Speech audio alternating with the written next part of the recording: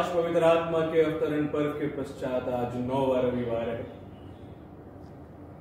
हम सब अभी भी अपने घरों पर हैं, आराधना कर रहे हैं। ये कोरोना वायरस का प्रकोप अभी जारी है, लेकिन प्रभु ने हमें माध्यम दिया है जिसके द्वारा हम प्रभु की महिमा एक साथ मिलकर कर सकते हैं। आइए हम अपनी आराधना को शुरू करेंगे। यहोवा की स्तुति करो, यहोवा को धन्यवाद करो, क्योंकि वह भला है और उसकी करुणा सदा की है। यहोवा के पराक्रम के कामों का वर्णन कौन कर सकता है, या उसका पूरा गुणावाद कौन सुन सकता है। क्या ही धन्य है वे जो न्याय पर चलते और हर समय धर्म के काम करते हैं। यहोवा अपनी प्रजा पर की प्रसन्नता के अनुसार मुझे स्मरण कर मेरे उद्धार के लिए मेरी सुधि दे। प्रार्थना करेंगे। सर्वशक्तिमान पिता परमेश्वर, धन्यवाद के साथ अपने जीवन को आपके अधीन करते हैं। धन्यवाद करते हैं सुंदर सुबह के लिए, धन्यवाद करते हैं नई सांसों के लिए, नई रोशनी के लिए हम धन्यवाद करते हैं। धन्यवाद करते हैं क्योंकि आपने हमारे जीवन में अद्भुत रीति से कार्य किए। पिता परमेश्वर, आपने हमें बचाया है, आपने महामारी से हमें शिफा दी, आपने पिता परमेश्वर अलग अलग बीमारियों से हमें चंगाई दी है। आपने प्रभु अपना हाथ हम पर बनाए रखा है, अंधकार के घेरे से आपने हमें छुटकारा दिया है। आप सदा हमारे साथ बने रहते हैं। हम धन्यवाद करते हैं, धन्यवाद करते हैं आपकी उपस्थिति के लिए जो हमारे जीवन के अंदर सदा बनी रहती है। आपने वायदा किया है, ना आप हमें छोड़ेंगे, ना त्यागेंगे, ना हारने देंगे, ना लज्जित होने देंगे, ना निसहाय छोड़ेंगे, ना धोखा देंगे। और प्रभु धन्यवाद देते हैं आपके उन वायदों के लिए, धन्यवाद देते हैं आपके उस प्रेम के लिए जो निरंतर आप हमसे करते हैं। पिता परमेश्वर, कुछ देर कुछ पलों के लिए पिता परमेश्वर अपने जीवन का यह भाग हम आपको देते हैं, आपसे जुड़ते हैं, आपकी आराधना आपकी स्तुति करते हैं। प्रभु चाहते हैं कि आपकी आशीषें हम पर सदा बनी रहे, आपके अनुग्रह में हम बढ़ते रहें, चलते रहें और एक दूसरे के लिए गवाही बने। प्रभु पिता परमेश्वर, एक दूसरे को आपका वचन सुनाते रहें और जो अद्भुत कार्य आपने हम सबके जीवन में किया है उसकी मनादी करने पाए। प्रभु पिता परमेश्वर, धन्यवाद देते हैं क्योंकि आप हमसे पिता परमेश्वर सदा एक उद्देश्य चाहते हैं। जो आपने कार्य किया, जो आपने सेवा करी, वही हमें करना है। पिता परमेश्वर, हम आपके उद्देश्य को पूरा करने वाले हों, आपके पवित्र आत्मा की अगुवाई में बढ़ने और चलने वाले हों, और पिता परमेश्वर आपकी आशीषों में बढ़कर औरों के लिए आशीषों का जरिया बनने वाले हों। सारा अधिकार आपको देते हैं, इस समय को आपके अधीन करते हैं जब हम पिता परमेश्वर अपने घरों में रह के आराधना स्तुति करते हैं, आपकी महिमा करते हैं। पिता परमेश्वर, आप हमें पिता परमेश्वर अपने घरों में, अपने स्थानों में बहुत की आशीष दे। एक जन जो आपकी महिमा के लिए इकट्ठे हैं पिता परमेश्वर, एकत्रित हैं, उन सब पर आपकी करुणा, आपकी कृपा, आपकी सामर्थ पिता परमेश्वर बनी रहे। सारा अधिकार हम आपको देते हैं, इस जीवन को आपके अधीन करते हैं। पिता परमेश्वर, अपने जीवन की एक एक सांस को आपके हवाले करते हुए धन्यवाद के साथ प्रार्थना प्रभु यीशु मसीह के नाम से मांगते, सुने और कबूल करें। आमीन। ये समय होगा प्रभु की महिमा करेंगे, गीत गाएंगे। गीत नंबर 110 प्रभु आराधना गीत की पुस्तक में से, प्रभु तोरे मंदिरा में पूजन करूं मैं।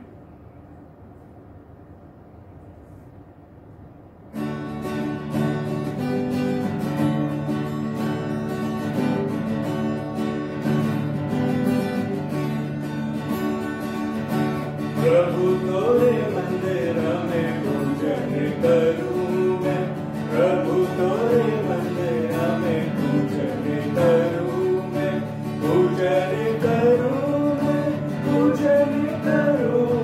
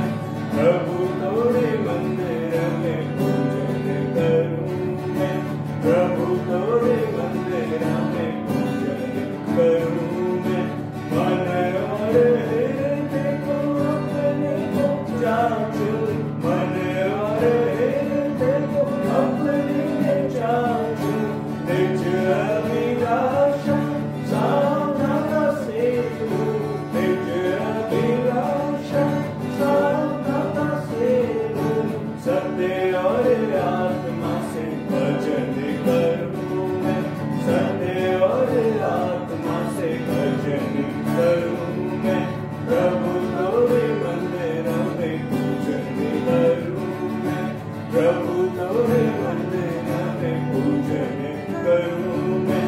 जब तेरे मुख को सम्मुख देखूं, जब तेरे मुख को सम्मुख देखूं, करूं मैं प्रशंसा शुभ रागता हूं, करूं मैं प्रशंसा शुभ रागता हूं।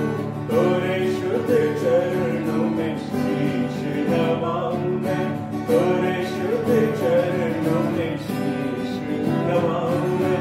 प्रभु तोरे मंदिर में पूजन करूं मैं, प्रभु तोरे मंदिर में पूजन करूं मैं, पूजन करूं मैं, पूजन करूं मैं, पूजन करूं मैं, पूजन करूं मैं। प्रभु तोरे मंदिर में पूजन करूं मैं, प्रभु तोरे मंदिर में पूजन करूं मैं। हालेलुया।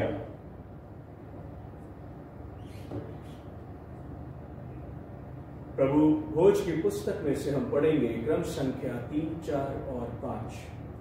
प्रभु यीशु मसीह का अनुग्रह, परमेश्वर का प्रेम और पवित्र आत्मा की सहभागिता आप सबके साथ हो। साथ प्रार्थना करें।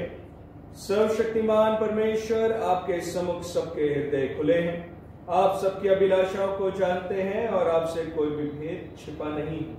अपने पवित्र आत्मा की प्रेरणा से हमारे हृदय के विचारों को शुद्ध कीजिए, ताकि हम आपसे पूर्ण रूप से प्रेम करें और योग्य रीति से आपके पवित्र नाम की स्तुति करें, हमारे प्रभु यीशु मसीह के द्वारा। आमीन। स्वर्ग में परमेश्वर की महिमा और पृथ्वी पर उसके लोगों को शांति। हे प्रभु परमेश्वर, स्वर्ग के राजा, सर्वशक्तिमान पिता परमेश्वर, हम आपकी आराधना करते, आपको धन्यवाद देते और आपकी महिमा के कारण आपकी स्तुति करते हैं। हे प्रभु यीशु मसीह, परमेश्वर पिता के इकलौते पुत्र, हे प्रभु परमेश्वर, हे परमेश्वर के मेमने, आप जगत का पाप उठा ले जाते हैं, हम पर दया कीजिए। आप पिता की दाहिनी ओर विराजमान है, हमारी प्रार्थना स्वीकार कीजिए, क्योंकि कि आप ही पवित्र हैं, आप ही प्रभु हैं, आप ही यीशु मसीह पवित्र आत्मा के साथ परमेश्वर पिता की महिमा में परम उच्च हैं। आमीन। आपके सामने उत्तरवादी पाठ के लिए पढ़ा जाएगा भजन संहिता और उसका भजन 106 और उसकी 7 से 14 आयतों तक।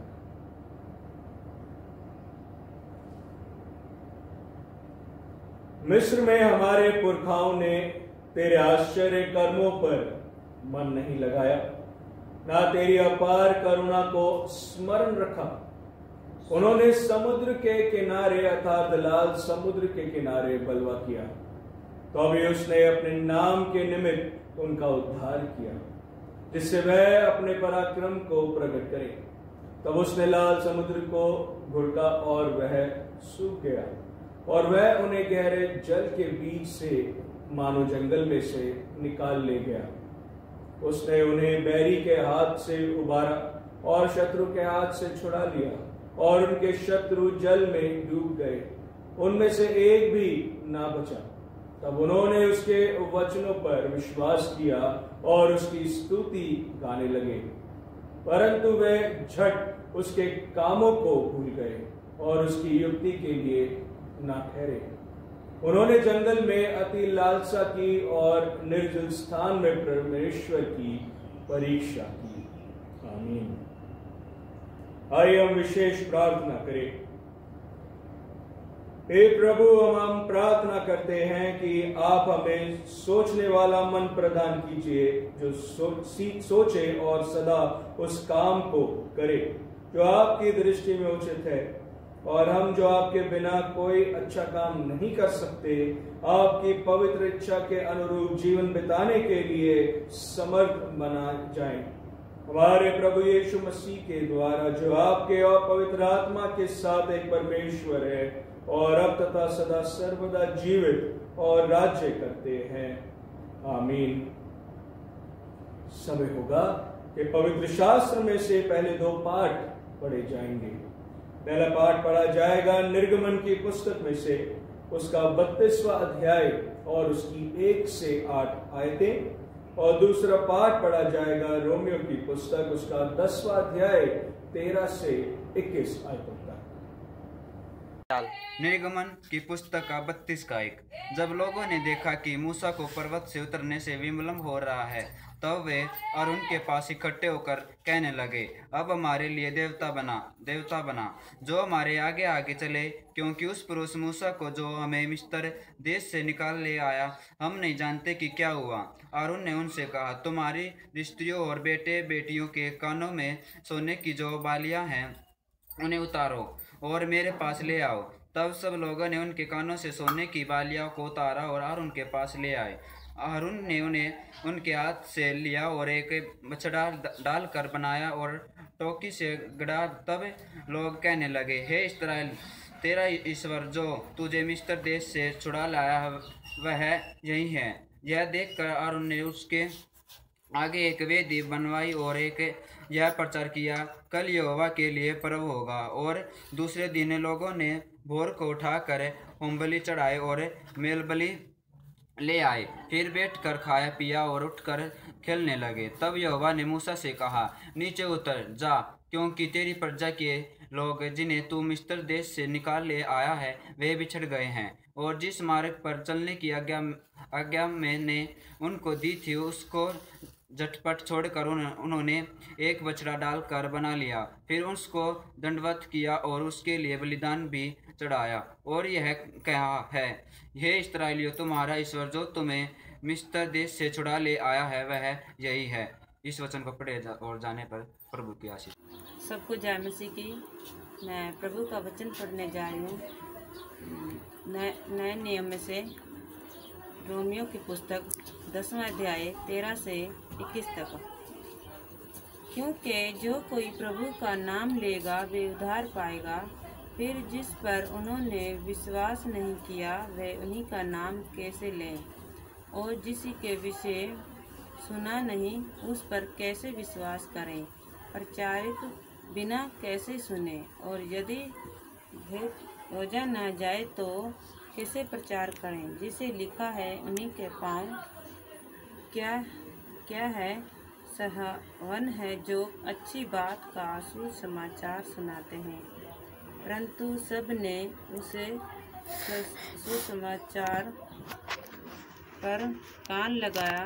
विषय है, कहते हैं, हे प्रभु, किसने हमारा समाचार पर विश्वास किया है। अतीत विश्वास सुनने से और सुनाने मसीह का वचन से होता है। परंतु मैं कहता हूँ कि उन्होंने नहीं सुना तो विषय है, क्योंकि लिखा है, उनके स्वर सारे पृथ्वी पर और उन्हीं के वचन जगत की छार तक पहुँच गए हैं।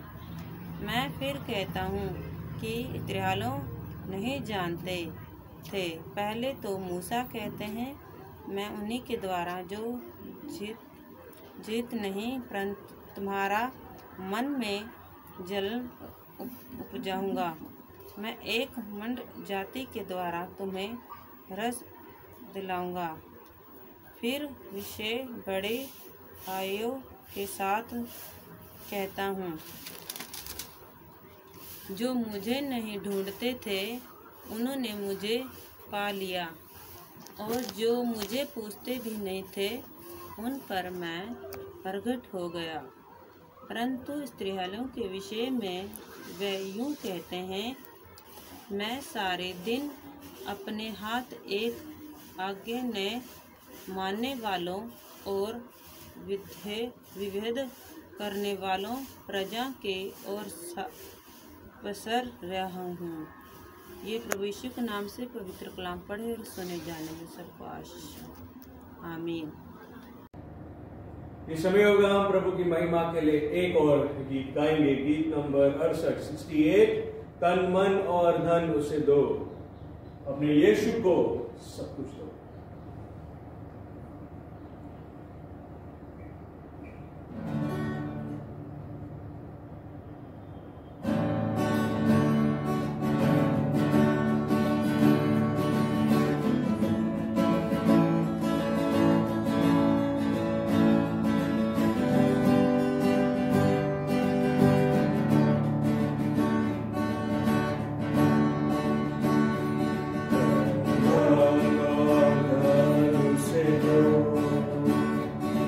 अपने यीशु को सब कुछ दो, क्योंकि उसी के द्वारा उद्धार पाना है, जीती आत्मा का दान उसे दो।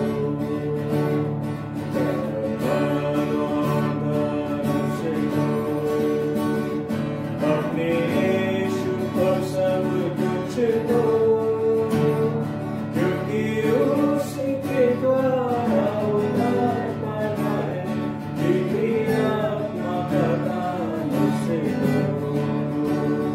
कर यीशु के बनना चाहो, कुछ करके दिखाना होगा। कर यीशु के बनना चाहो, कुछ करके दिखाना होगा।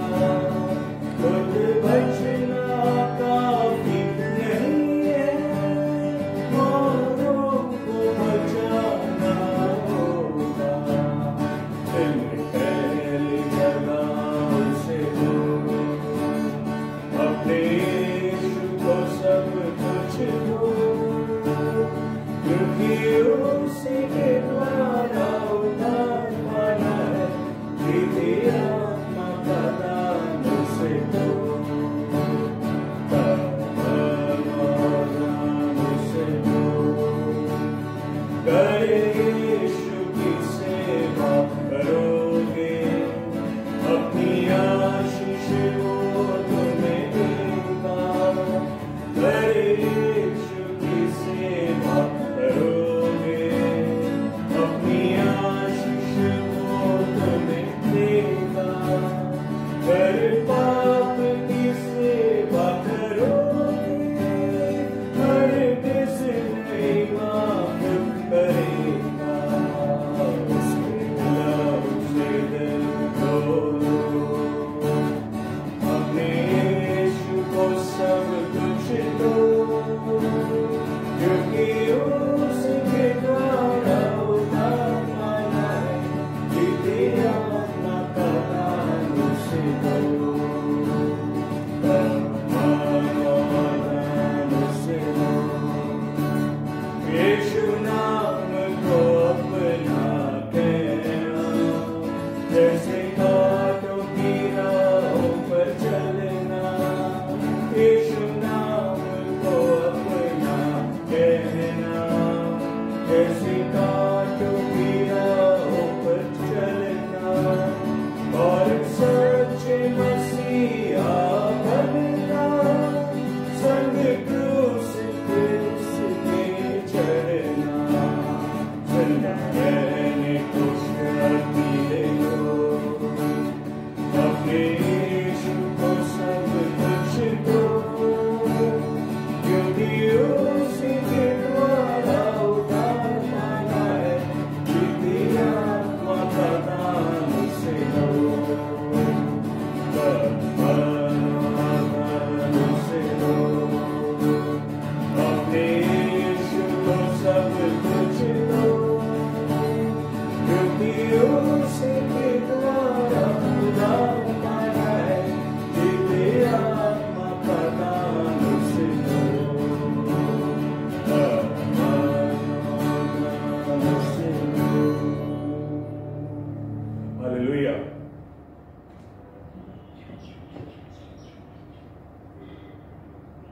ये समय होगा हम प्रभु यीशु मसीह के सुसमाचार को सुनेंगे, जो हमें मिलता है मत्ती रचित सुसमाचार और उसका 11वां अध्याय, उसकी 16 आयत से 24 आयतों तक। हे क्रिस्त यीशु, आपकी महिमा हो। मैं इस समय के लोगों की उपमा किससे दूं? वे उन बालकों के समान हैं जो बाजारों में बैठे हुए एक दूसरे से पुकार कर कहते हैं, हमने तुम्हारे लिए बांसुरी बजाई और तुम ना नाचे, हमने विलाप किया और तुमने छाती नहीं पीटी। क्योंकि यूहन्ना ने ना खाता आया और ना पीता, और वे कहते हैं उसमें दुष्ट आत्मा है। मनुष्य का पुत्र खाता पीता आया, वे कहते हैं देखो पेटू और पियक्कड़ मनुष्य, महसूल लेने वालों और पापियों का मित्र। पर ज्ञान अपने कामों से सच्चा ठहराया गया है। तब वह उन नगरों को उलाहना देने लगा जिनमें उसने बहुत से सामर्थ्य के काम किए थे, क्योंकि उन्होंने अपना मन नहीं फिराया था। हाय खुराजीन, हाय बैतसदा, जो सामर्थ्य के काम तुम में किए गए, यदि वे सूर और सैदा में किए जाते तो टाट ओढ़कर और राख में बैठकर वे कब के मन फिरा लेते। परंतु मैं तुमसे कहता हूं कि न्याय के दिन तुम्हारी दशा से सूर और सैदा की दशा अधिक सहने योग्य होगी। हे कफरनहूम, क्या तू स्वर्ग तक ऊंचा किया जाएगा? तू तो अधोलोक तक नीचे जाएगा। जो सामर्थ्य के काम तुझ में किए गए हैं, यदि सदोम में किए जाते तो वह आज तक बना रहता।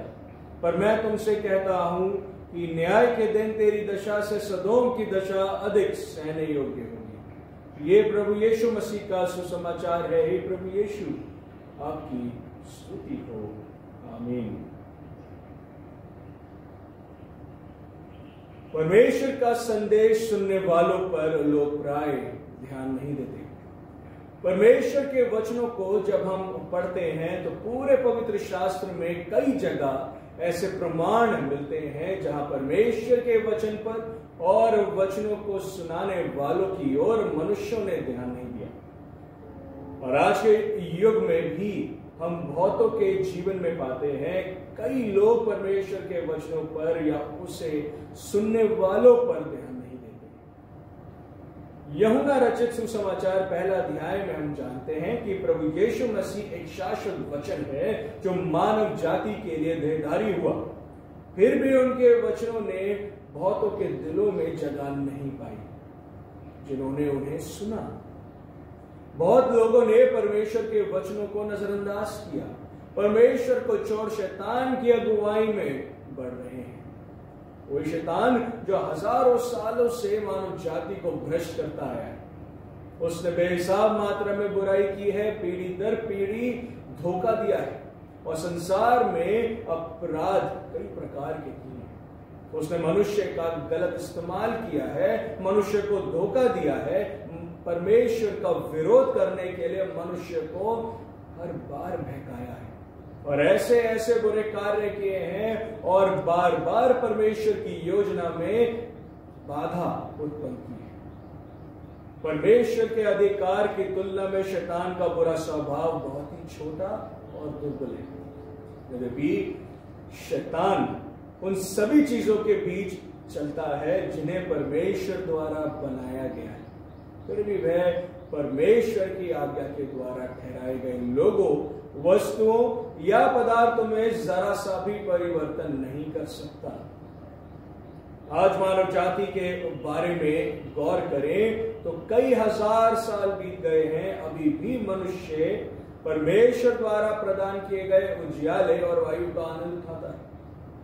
स्वयं परमेश्वर के द्वारा फूके गए श्वास के द्वारा सांस लेता है।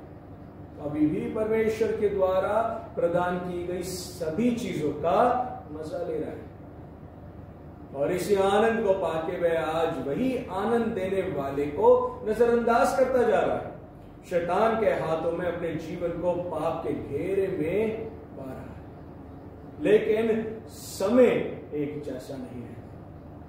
प्रभु के द्वारा पाए आनंद को हम खोते जा रहे हैं।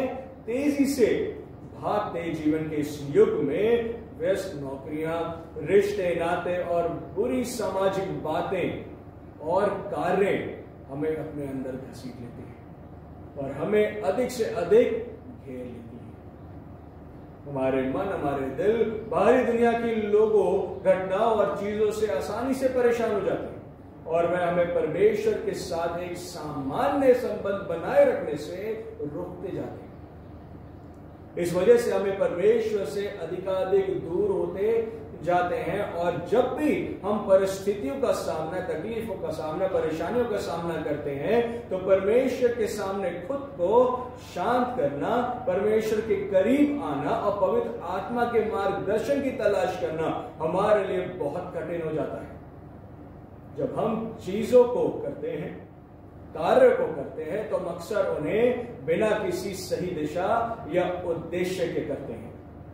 यहां मत्ती रचित सुसमाचार के 11वें अध्याय में हम पाते हैं कि प्रभु यीशु मसीह ऐसे मनुष्य को दर्शाते हुए कुछ प्रश्न पूछते हैं। जो मत्ती रचित सुसमाचार 11वें अध्याय के 7वीं आयत के दूसरे भाग से आगे हम पाते हैं, तुम जगदल में क्यों गए? क्या देखने गए थे? क्या कोमल वस्त्र पहने हुए मनुष्य को? क्या किसी भविष्यद्वक्ता को देखने गए? वे हमारा ध्यान पुराने नियम के उन भविष्यद्वक्ताओं की ओर ले जा रहे हैं जो व्यवस्था और भविष्यवाणी करते रहे, फिर भी लोग पाप में गिरते रहे। वह इस अध्याय में हमारा ध्यान यूहन्ना बपतिस्मा देने वाले की ओर ले जा रहे हैं, उसके संघर्ष की ओर ले जा रहे हैं।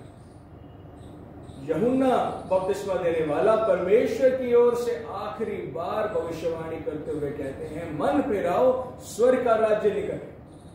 पर इसके बावजूद परमेश्वर के वचनों का उल्लंघन किया गया और आज भी किया जा रहा है। यूहन्ना बपतिस्मा देने वाले को भी बंदी बना लिया गया। प्रभु यीशु मसीह यूहन्ना बपतिस्मा देने वाले की उदाहरण देते हुए मत्ती रचित सुसमाचार 11वें अध्याय की 16वीं आयत में यहां बता रहे हैं कि मैं इस समय के लोगों की तुलना किससे करूं? परमेश्वर ने हमें अपने समानता और स्वरूप में बनाया है, तो क्या हम प्रभु के तुल्य अपने आप को मान लें? प्रश्न है, चेतावनी है। ध्यान देना है कि उसके तुल्य होने का अर्थ है उसकी चाल चलन को अपनाएं। मत्ती रचित सुसमाचार 10वें अध्याय 30 से 33 आयत में जब हम देखते हैं, जो आपके सामने पहले भी पढ़ा गया है, वहां लिखा है, प्रभु यीशु मसीह कहते हैं, तुम्हारे सिर के बाल भी सब गिने हुए हैं, इसलिए डरो नहीं, तुम बहुत गौरियों से बढ़कर हो। जो कोई मनुष्य के सामने मुझे मान लेगा, उसे मैं भी अपने स्वर्गीय पिता के सामने मान लूंगा। पर जो कोई मनुष्य के सामने मेरा इनकार करेगा, उसे मैं भी अपने स्वर्गीय पिता के सामने इनकार करूंगा। आज हम प्रभु के वचनों का उल्लंघन करते हुए, उसे नजरअंदाज करते हुए उसका इनकार कर रहे हैं।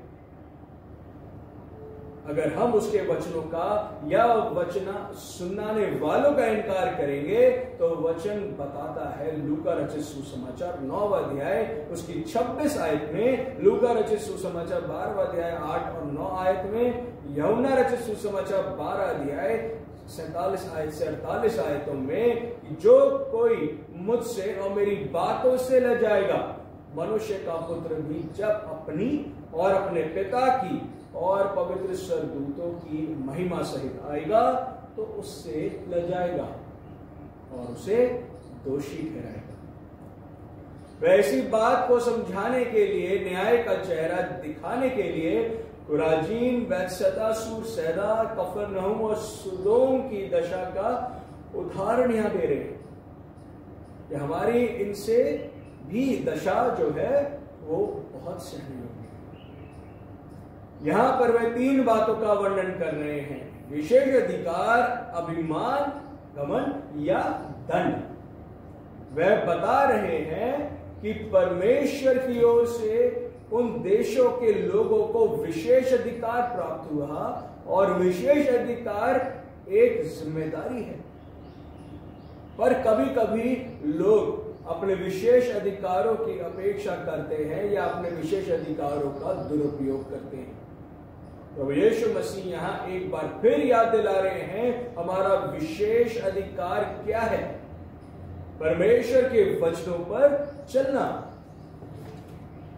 और जो इस जिम्मेदारी को पूरा नहीं करेगा, वह दंड के योग्य होगा। इन देशों ने विशेष अधिकार का दुरुपयोग किया, खुद को अपने आप के घमंड पर ऊंचा किया और पश्चाताप नहीं किया, इसलिए दंड पाया।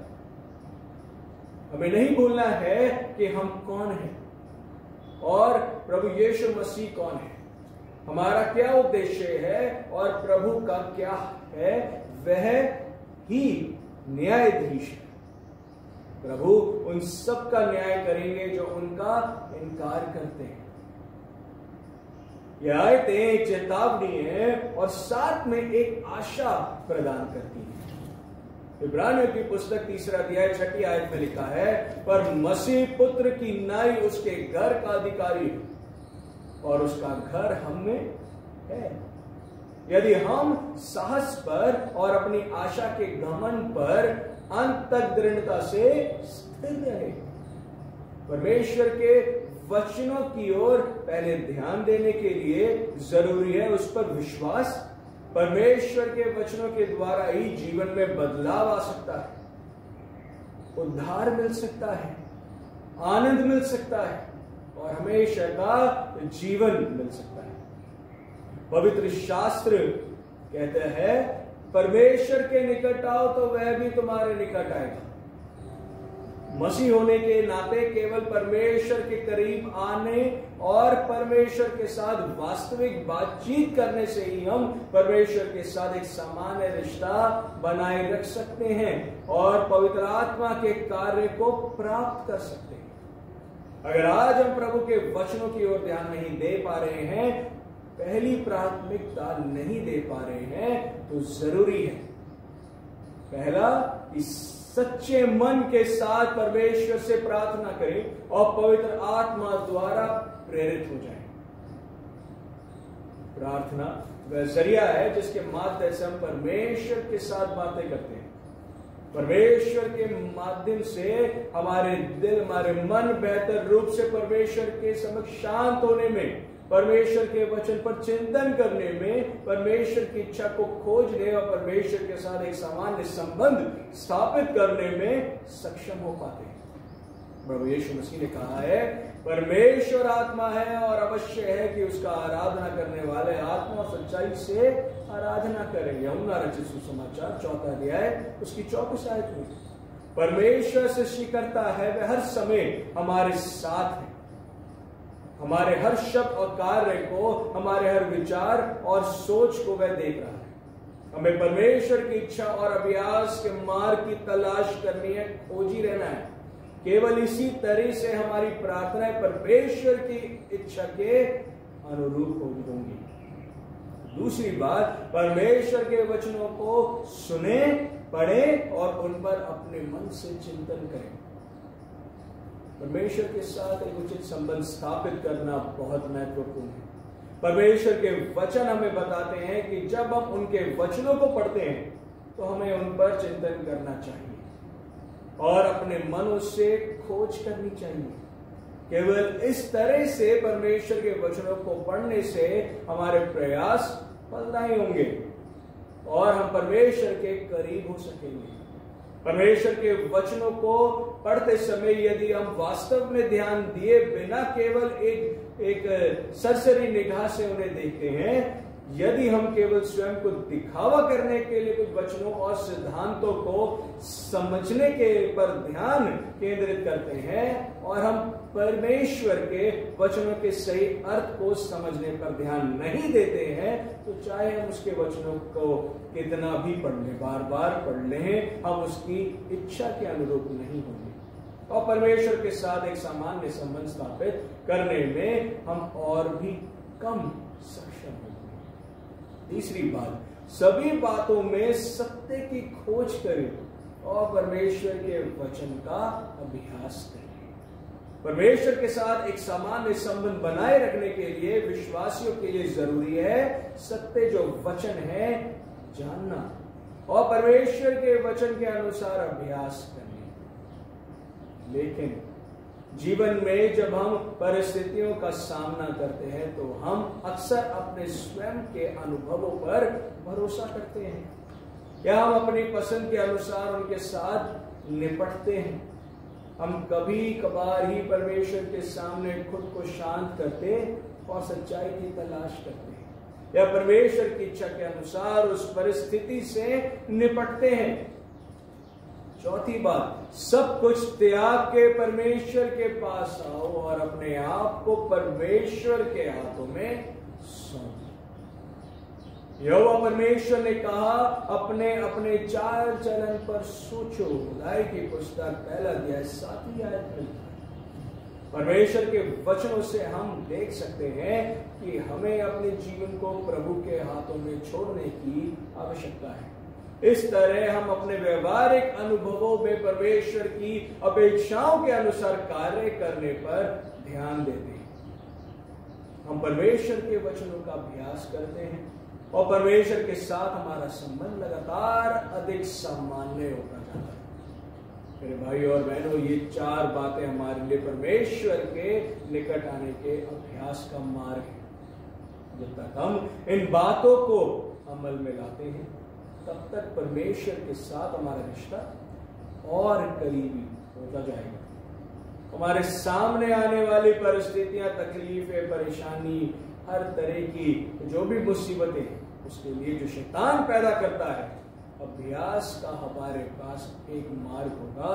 परमेश्वर हमें शांति और आनंद प्रदान करेगा और हमें उसकी आशीषें में रहना सक्षम बनाता जाएगा। दुनियावी चिंताओं को छोड़ो, केवल परमेश्वर के वचन पर ही ध्यान केंद्रित करो। प्रभु आप सबको इन वचनों के द्वारा बताए की आशीष। आमीन। आइए, जब हमने इन वचनों को पढ़ा है तो हम विश्वास का अंगीकार करेंगे। प्रेरितों के काम उसका 14वां अध्याय विश्वास वचन को बनाए। मैं सर्वशक्तिमान पिता, स्वर्ग और पृथ्वी के सृष्टिकर्ता परमेश्वर पर विश्वास करता हूँ। मैं उसके इकलौते पुत्र हमारे प्रभु यीशु मसीह पर विश्वास करता हूँ। वह पवित्र आत्मा के सामर्थ्य से गर्भ में आए और कुंवारी मरियम से जन्मे। उन्होंने 35 पिलातुस के शासन में दुख भोगा। वह क्रूस पर चढ़ाए गए, मरे और गाड़े गए और मृतकों के लोक में उतरे। तीसरे दिन वह जी उठे। वह स्वर्ग पर चढ़ गए और पिता की दाहिनी ओर विराजमान हुए। वह जीवितों और मृतकों का न्याय करने को फिर आएंगे। मैं पवित्र आत्मा पर, पवित्र सर्वलौकिक कलीसिया पर, संतों की संगति, पापों की क्षमा, देह के पुनरुत्थान और शाश्वत जीवन पर विश्वास करता हूँ। आमीन। इस समय होगा कि हम परियत निवेदन में आगे बढ़ेंगे। एक साथ मिलकर एक दूसरे के लिए प्रार्थना करेंगे। सबको जय मसीह की। आइए हम परियत निवेदन में जाएंगे। हम समस्त मानव जाति के लिए प्रार्थना करें और अपनी प्रार्थनाओं को प्रभु यीशु के निरंतर निवेदन के साथ अर्पित करें। हे पिता, हम प्रार्थना करते हैं कि समस्त संसार में न्याय और शांति स्थापित हो और प्रत्येक व्यक्ति भरपूर जीवन प्राप्त करे। हे दयावान प्रभु, हमारी प्रार्थना सुनिए। उन सब लोगों के लिए जो इस गांव नगर में रहते हैं, उन सब बातों को दूर करने के लिए जिनसे आपसी फूट और झगड़े होते हैं, और हमारे देश में सच्ची एकता की बढ़ती के लिए हे दयावान प्रभु, हमारी प्रार्थना सुनिए। उन सब लोगों के लिए जो कृषि, उद्योग अथवा व्यापार में लगे हुए हैं, सब मजदूरों और कारीगरों के लिए, और उन सब के लिए जो हमारे देश की रक्षा करते हैं, हे दयावान प्रभु, हमारी प्रार्थना सुनिए। अध्यापकों और छात्रों, वैज्ञानिकों, लेखकों और कलाकारों और उन सब व्यक्तियों के लिए जो अन्य लोगों के विचारों और भावनाओं को प्रभावित करते हैं, हे दयावान प्रभु, हमारी प्रार्थना सुनिए। उन सब लोगों के लिए जो दुखी हैं, बेरोजगार हैं, भूखे प्यासे हैं, दरिद्र और दलित हैं, बीमार और मरणासन हैं, और उन सब व्यक्तियों के लिए जो ऐसे लोगों की सेवा और सहायता करते हैं, हे दयावान प्रभु, हमारी प्रार्थना सुनिए। हमारे तथा अन्य देशों के सब शासकों के लिए, विशेषकर हमारे राष्ट्रपति, प्रधानमंत्री, इस राज्य के राज्यपाल और मुख्यमंत्री, और उनके लिए भी जो लोगों पर किसी प्रकार का अधिकार रखते हैं, हे दयावान प्रभु, हमारी प्रार्थना सुनिए।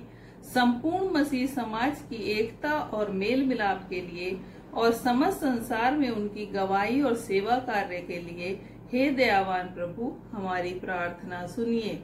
भारत में आपकी समस्त कलीसिया के लिए, उसकी परिषदों तथा अगुवों, विशेषकर हमारे प्रमुख धर्माचार्य, दक्षिण भारत की कलीसिया के प्रमुख धर्माचार्य और मार्थोमा कलीसिया के मेट्रोपॉलिटन, हमारे धर्माचार्य, हमारे पुरोहित और आपकी कलीसिया के सब अन्य धर्म सेवकों के लिए कि वे सच्चाई और लगन से आपकी सेवा करें, हे दयावान प्रभु, हमारी प्रार्थना सुनिए। यह वर दें कि आपके उन सब भक्तों के साथ जिन्होंने अपने जीवन में सच्चाई से आपकी सेवा की है, हम भी आपके राज्य के शाश्वत आनंद में संभागी हो सके। हे दयावान प्रभु, हमारी प्रार्थना सुनिए। आइए हम प्रार्थना में जाएंगे। धन्यवाद धन्यवाद धन्यवाद देते वापस मानिए, आपकी महिमा स्तुति और प्रशंसा करते हैं, आपके नाम को धन्य मुबारक कहते पिता परमेश्वर। ये समय आपने दिया पिता परमेश्वर कि हम आपके नाम की आराधना और उपासना करने पाए, आपको दंडवत करते, प्रणाम करते और पिता परमेश्वर धन्यवाद देते हैं कि आज तक आपने हमें सही सलामती से रखा। आपके निहायत ही शुक्रगुजार हैं पिता परमेश्वर। आपकी महिमा स्तुति प्रशंसा करने के लिए वापस मानी हम आराधना करते हैं। हम विश्वास करते हैं वापस मानी कि आपका पवित्र आत्मा हमारी आराधना में मौजूद है। हम दंडवत करते, प्रणाम करते आपके इस प्रेम को कि आपने हमें चुन लिया वापस मानी कि हम आपके नाम की स्तुति और प्रशंसा करने पाए। वापस मानी हम इस समय जो भी इस देश में या अन्य देशों में पिता परमेश्वर जो कोरोना वायरस फैला हुआ है, जो महामारी फैली हुई है, जिसकी वजह से सारा संसार दुखी और परेशान है पिता परमेश्वर। और पिता परमेश्वर लोग मर रहे हैं, लोग दुखी हैं, हर तरीके से पिता परमेश्वर परेशान है। हम आपसे विनती और प्रार्थना करते हैं वापस मानी कि हम सब अपने सब गुनाहों की क्षमा मांगे आपसे और हम सब आपसे विनती करें और आपसे पिता परमेश्वर आराधना उपासना करते हुए पिता परमेश्वर आपसे अनुग्रह करें, निवेदन करें वापस मानी और करते हैं पिता परमेश्वर कि इस कोरोना वायरस को इस संसार पे से उठा दीजिए पिता परमेश्वर, जिससे सब राहत की सांस ले सके और आपको दंडवत और प्रणाम कर सके पिता परमेश्वर।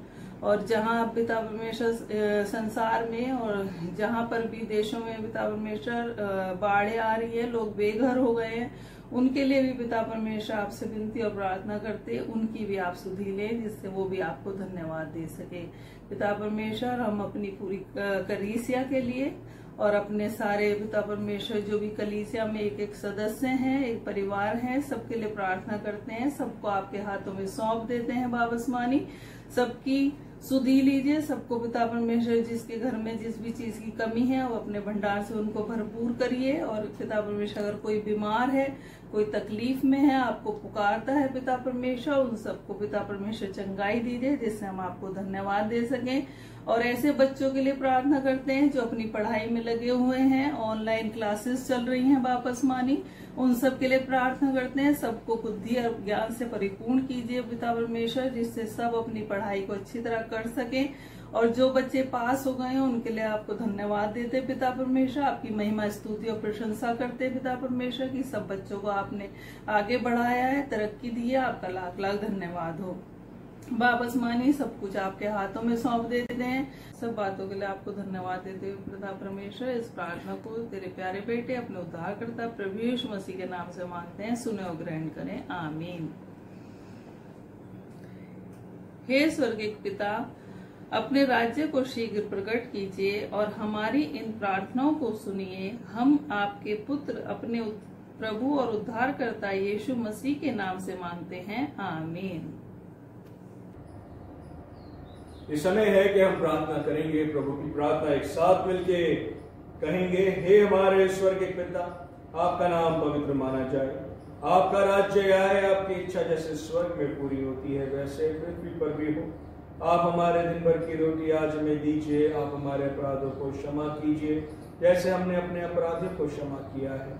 आप हमें परीक्षा में मत डालिए परंतु बुराई से बचा लीजिए, क्योंकि राज्य, पराक्रम और महिमा अब और सदा सर्वदा आप ही के हैं, आमीन।